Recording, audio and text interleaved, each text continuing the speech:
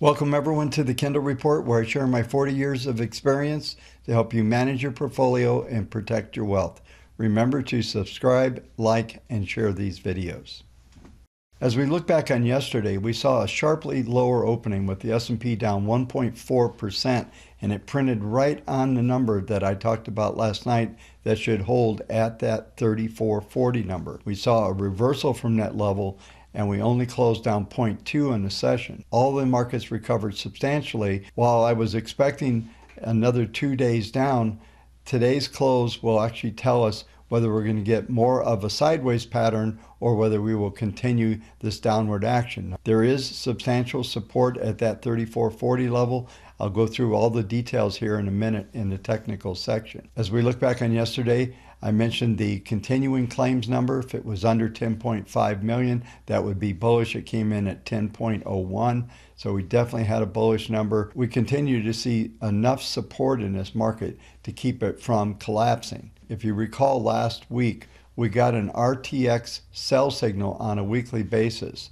So this is going to bring in a couple critical numbers for today's close. With today's action being the end of the week, you may recall that we had an RTX sell signal last week suggesting we'd get at least 2 weeks of lower prices. Now, we did print down yesterday, but it's likely if we close below the 3461 level, that's going to be the key pivot number.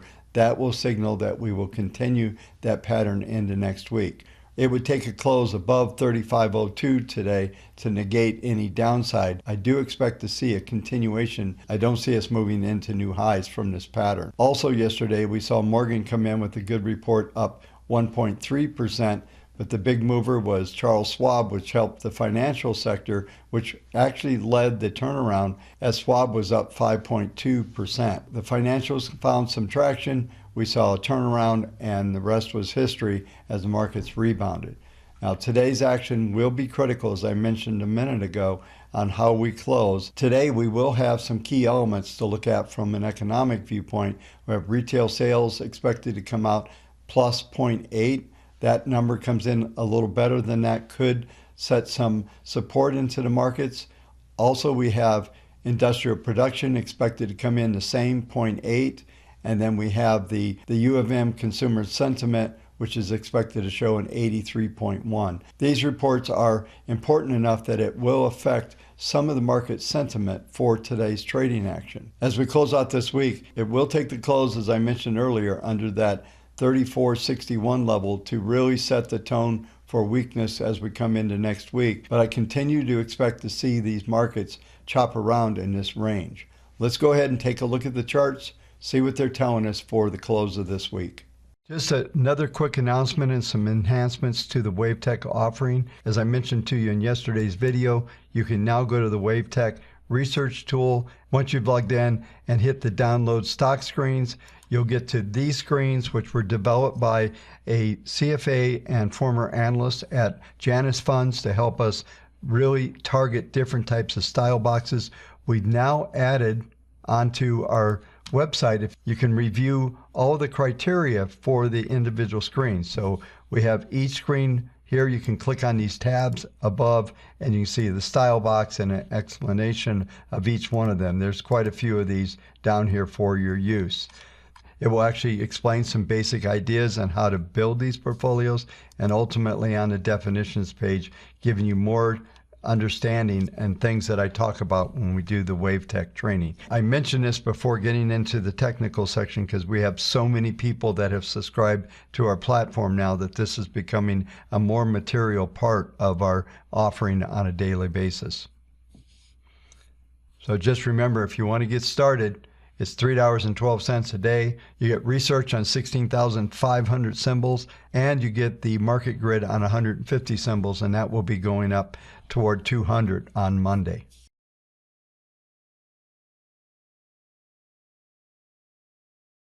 As we review the WaveTech database, as I've been talking to you about this for about a week, we need this short-term database to get over 42% to signal a short-term rally. So far, we've only moved up to the 35% range. We're starting to see some selling. In last night's run, we saw about 600 sell signals, about 250 buy signals. So we're still seeing this rotation. It's slightly negative. We're not getting above that key number to signal any type of sustainable rally from this area.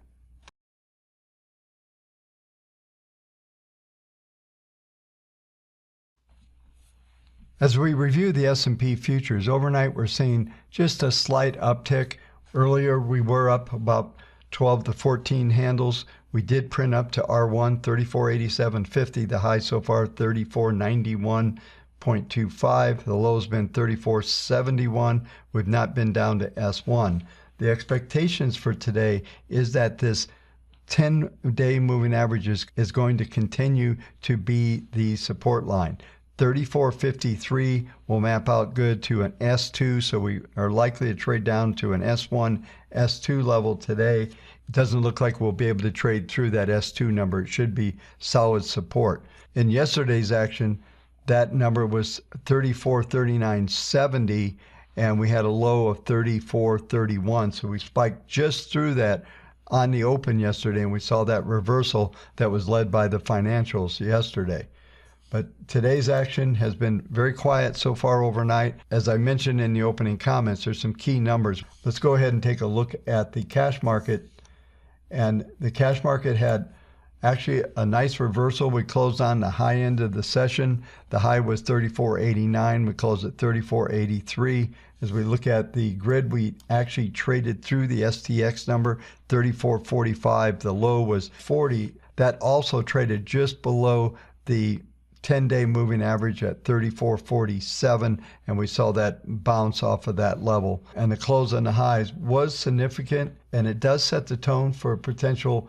It's not likely to see the R1 number, which is 34.98 for today. So high-end expectation for the day is 34.98 with the potential of going down to S3, which is 34.55, which would be a test of that 10-day moving average. So as I mentioned in the opening comments, a close under 34.61 will set the tone for further downward prices for next week. Let's take a quick look at the weekly chart. This will set the tone for that close that I just mentioned at 34.61.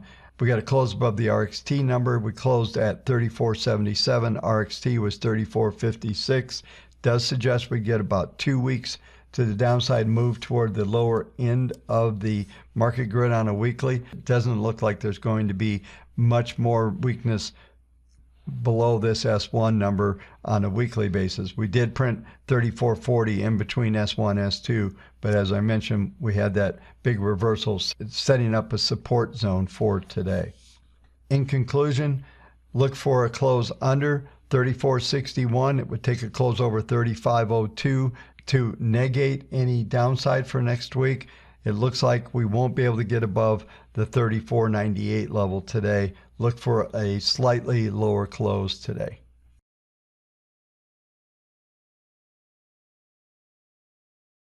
The next market I'll cover is the NASDAQ futures. We did trade down just above the 10-period moving average yesterday as 11,675 with a low of 11,736.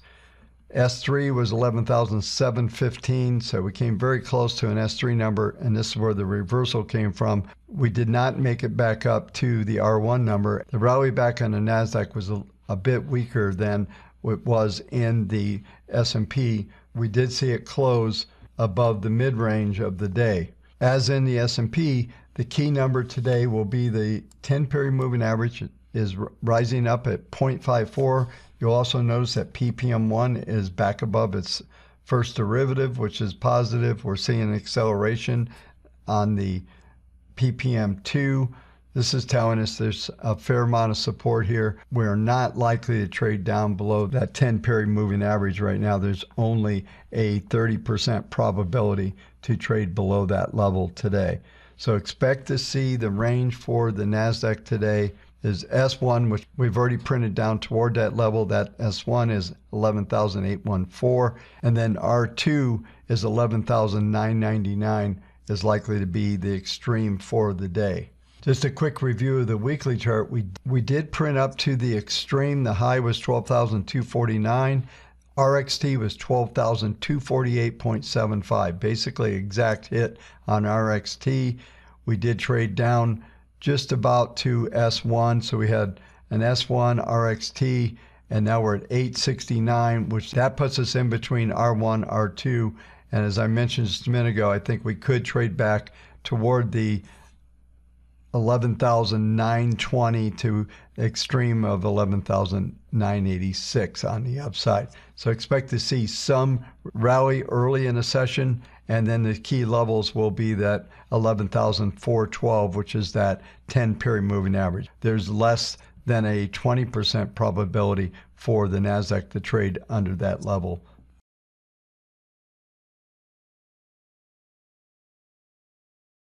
The next market I'll cover is the US dollar. The dollar did see a rally yesterday, moving up toward the RXT number, 93.82. The high was 93.90.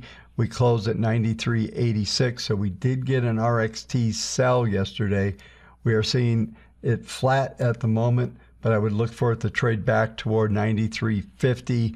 I would look for the dollar to trade back between S1 and S3, trading back into the moving averages. We've already had an S1 hit exactly overnight, 93.74. R1 is 93.98. The high's been 93.84. So R1, S1 is the minimum that is expected for today, but I would look for at least an S2 on the downside. Just as we close out the week, as I've been discussing for the last couple months, this is a continuation of a bottoming pattern. There's still a substantial resistance overhead, but it is going to bleed off. As we come into next week, it looks like the dollar is going to be able to move a bit higher in this pattern, at least challenging the upper end above 9,400, somewhere between 94.30 and 94.50 early next week. That will be substantial resistance, but it does look like the dollar wants to move higher as all the PPMs are still showing that bottoming pattern.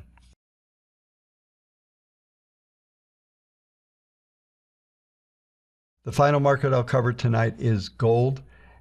Gold has been trading in a very narrow range of 1915 to 1907 so far. There is substantial resistance at 1927, which is the 40-day moving average. Is also coincides with the weekly 10-week. I will show you in a minute. There will be continuing downward pressure on gold. It's not going to be able to move much out of this range. And the metrics that are coming out on the weekly charts really are the dominant. There's not much you can get from looking at the daily charts right now, as they're just locked in this very tight range. The grid shows a maximum 1877 to 1940. And if we just go R3, S3, 1933 to 1884 is the range that we've been stuck in. As we go to the weekly chart, that's exactly what we've seen so far. 1939 has been the high, and 1885 has been the low, which is basically that range within the daily grid. It's also continuing to be locked between the 10-period moving average, 1932, and the 21-week moving average at 1881. So we continue to be in that range. For the past 4 weeks, we've been working within that range. It's starting to consolidate, as I've been mentioning over the past couple of weeks. The issue is that the PPM1 is at minus 0.60. That is tracking the 10-week moving average, declining at 12 handles per week. As we come in next week, 1925 is going to be the resistance, and it looks to me that we're likely to challenge that 1881 level and potentially trade down into the 17 handle over the next couple weeks. This will complete the video. I want to thank everybody again for the participation we've had during the week. Look forward to talking to you on Sunday night. Have a great weekend, everyone.